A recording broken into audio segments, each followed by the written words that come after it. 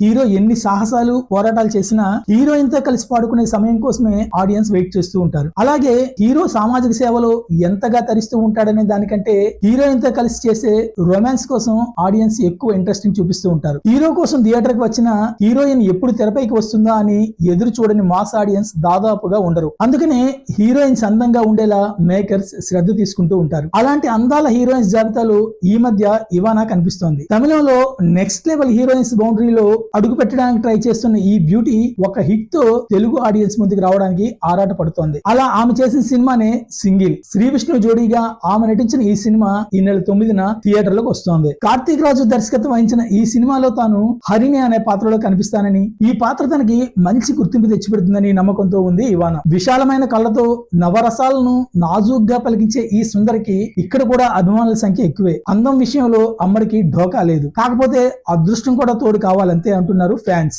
ఈ సినిమాతో తెలుగులోనూ ఈ బ్యూటీ బిజీ అవుతుందేమో చూడాలి మరి.